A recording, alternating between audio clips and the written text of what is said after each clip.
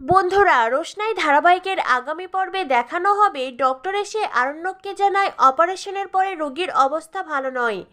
রোগীর শরীর blood reject করছে, যত সময় না পর্যন্ত নর্মালি ব্লাড অ্যাকসেপ্ট করবে তত সময় ভীষণ চিন্তার।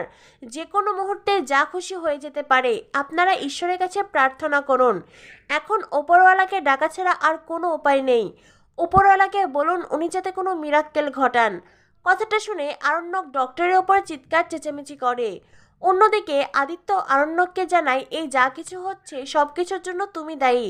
তুমি মেয়েটার সাথে এত এত দুর্ব্যবহার করেছো যে ওর বাঁচার ইচ্ছেটাই মরে গেছে। ডক্টর ওখান থেকে চলে গেলে আরণ্যক এক ছুটে হসপিটাল থেকে বেরিয়ে যায়। আরণ্যক ড্রাইভারকে বলে, আপনি তো বলেছিলেন এখানে একটি জাগ্রত শিব মন্দির আছে, প্লিজ আমাকে ওখানে নিয়ে চলুন।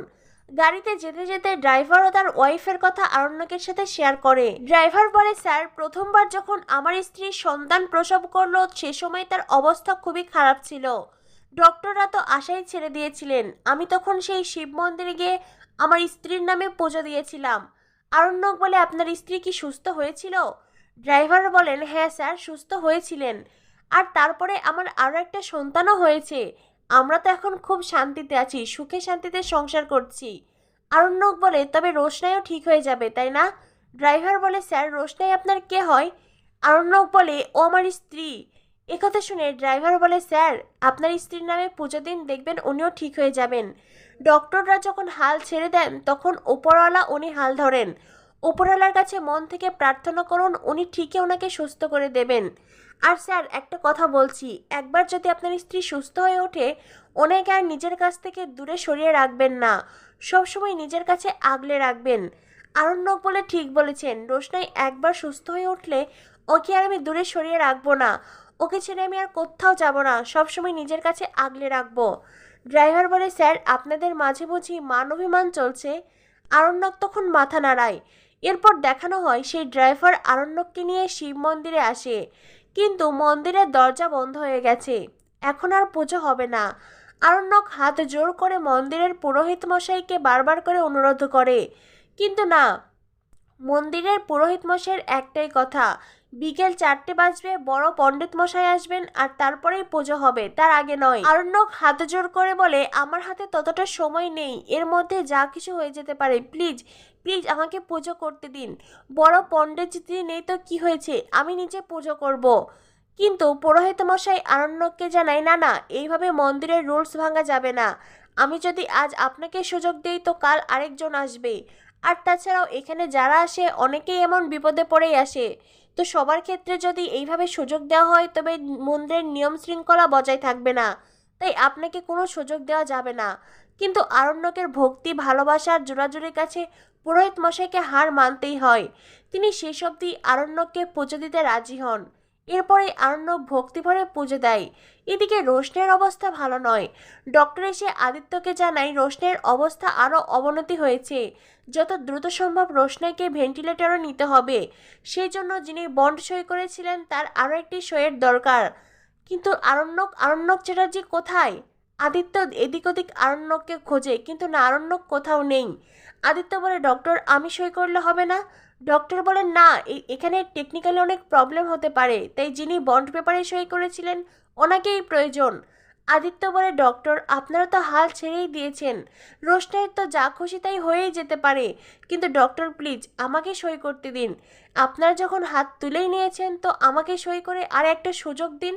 এরপরে ডক্টর আদিত্যকে সই করতে দেয়। ডক্টর আদিত্যকে বলে, ডক্টর আমি আদিত্য কাপুর আপনার সামনে হাত জোর করে বলছি, ডক্টর রোশনাইকে প্লিজ আপনি সারিয়ে দিন। রোশনাইয়ের একটি নতুন ভবিষ্যৎ আছে, এত ফুটফুটে একটা মেয়ের জীবন এভাবে শেষ হতে পারে না। আদিত্য হাত জোর করে কান্নাকাটি করে। এরপরে ডক্টর ওখান থেকে যায়, তখনই সেখানে আসে আরণ্যক। আরণ্যকের পাগলামি তারকে ছুটতে দেখে সিকিউরিটি, ওয়ার্ড বয়, নার্স সবাই আরণ্যককে আটকাতে চেষ্টা করে, কিন্তু আরণ্যক বলে, না, আমি রোশনের কাছে যাব। রোশনের কপালে এই পুজোর ফুল ছোঁয়াতেই হবে, আমাকে এক্ষুনি রোশনের কাছে যেতে দাও। আদিত্য বলে, আরণ্যক তুমি কি পাগল হয়ে গেছো? ভুলে যেও না এটা হসপিটাল। আরণ্যক বলে, আমি তোমার অনেক কথা শুনেছি আর একটাও কথা শুনবো না, আমাকে এক্ষুনি রোশনের কাছে যেতে দাও, তোমরা আমাকে ছাড়ো। আদিত্য তখন আরণ্যককে ধমক দেয়। আদিত্য বলে, আরণ্যক তুমি কি পাগল হয়ে গেছো? কি করছো তুমি? তুমি জানো রোশনাইকে এখন ভেন্টিলেটরে নিয়ে যাওয়া হচ্ছে। আর তুমি এখন এমনটা করছো। রোশনের যদি 1%ও বেঁচে ওঠার চান্স থাকে না, সেটা তোমার জন্য নষ্ট হয়ে যাবে। তুমি সব কিছু শেষ করে দিতে এসেছো, কারণ তুমি রোশনের জন্য ক্ষতিকর। আরণ্যক বলে, দেখো তোমার যা বলার তুমি বলো, কিন্তু শেষবারের মতন আমাকে রোশনের কাছে যেতে দাও। এই দেখো পুজোর ফুল, পণ্ডিতজি আমাকে বলেছেন এই পুজোর ফুল ছোঁয়ালে রোশনাই ঠিক হয়ে যাবে। প্লিজ আমাকে যেতে দাও। আমি তোমায় বলছি, রোশনাই সুস্থ হয়ে উঠলে আমি আর রোশনের সামনে যাব না। আমি এখান থেকে অনেক দূরে চলে যাব। প্লিজ আমাকে রোশনের কাছে যেতে দাও। কিন্তু না, আদিত্য কিছুতেই আরণ্যককে রোশনের কাছে যেতে দেবে না। তখনই রোশনাইকে অপারেশন থিয়েটার থেকে ভেন্টিলেটরে নিয়ে যাওয়া হচ্ছে। সেই মুহূর্তেই আরণ্যক এসে বলে, রোশনাই, রোশনাই একবার চোখ মেলো রোশনাই। আরণ্যক রোশনের কপালে পুজোর ফুল ছোঁয়ায়, রোশনের মাথার পাশে পুজোর ফুল রেখে দেয়। আরণ্যক বারবার রোশনাইকে ডাকতে থাকে। ওয়ার্ড বয় নার্স এসে আরণ্যককে আটকায়, ওখান থেকে সরে যেতে বলে, কিন্তু না, আরণ্যক কেমন যেন পাগল পাগল হয়ে গেছে। আরণ্যক চিৎকার করছে, কাঁদছে, বারবার শুধু রোশনাই রোশনাই বলে ডাকছে। আর আরণ্যকের এইসব কিছু দেখে আদিত্য খুব ভালোভাবে বুঝতে পারছে শুধুমাত্র রোশনাই যে আরণ্যককে ভালোবাসে তা নয়, আরণ্যক মনে প্রাণে রোশনাইকেই ভালোবাসে। হয়তোবা আরণ্যকের সেই ভালোবাসা সবসময় প্রকাশ পায় না। তখনই সেখানে ডক্টর আসেন। ডক্টর এসে বলেন, এখানে সব কি হচ্ছে। ডক্টর আরণ্যককে পুজোর ফুল সরিয়ে নিতে বলে, কারণ ডক্টরের মনে হয় পুজোর ফুল থেকে পেশেন্টের ইনফেকশন ছড়াতে পারে। আরণ্যক বারবার করে চিৎকার করে বলে, ডক্টর প্লিজ এই পুজোর ফুলটা রোশনের পাশে রাখতে দিন। এই পুজোর ফুল ছোঁয়ালে রোশনাই ঠিক হয়ে যাবে। আদিত্য বলে, আরণ্যক প্লিজ, ইতিমধ্যে অনেক ড্রামা করেছো, আর কোনো ড্রামা করো না। রোশনাইকে ভেন্টিলেটরে নিয়ে যাওয়া হচ্ছে।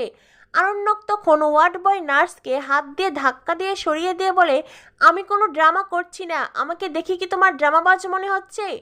এই বলে আরণ্যক আবার রোশনের কাছে ছুটে যায়। আরণ্যক রোশনের কপালে পুজোর ফুল ছোঁয়ায়, আলতো করে রোশনের গাল ধরে বলে, রোশনাই, আমি যখন বেঁচে আছি তুমি এইভাবে আমাকে ছেড়ে চলে যেতে পারো না। রোশনাই, তোমার কিচ্ছু হবে না। আরণ্যক রোশনের কাঁধের কাছে ফুল রাখে। এরপরে নার্স, ডক্টর সবাই মিলে রোশনাইকে ভেন্টিলেটরে নিয়ে যায়। আরণ্যক চিৎকার করে বলে, I love you Roshnai, Roshnai I love you.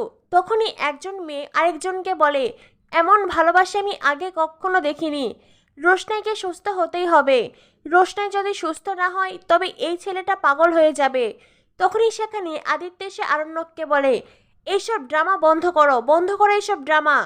Aranyak তখন আদিত্যকে বলে, আদিত্য, আমি রোশনাইকে ভালোবাসি, আমি রোশনাইকে ভালোবাসি। আদিত্য, তুমি আমার কথা বিশ্বাস করো, আমার ওপর ভরসা রাখো।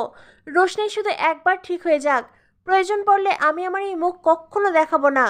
আদিত্য বলে, রোশনাই আর ঠিক হবে না। তখনই আরণ্যক আদিত্যের মুখ চেপে ধরে, পুরো টুটি চেপে ধরে বলে, কি বললে তুমি? তুমি কি বললে? রোশনাই সুস্থ হবে, রোশনাই আবারও আগের মতন ঠিক হয়ে যাবে।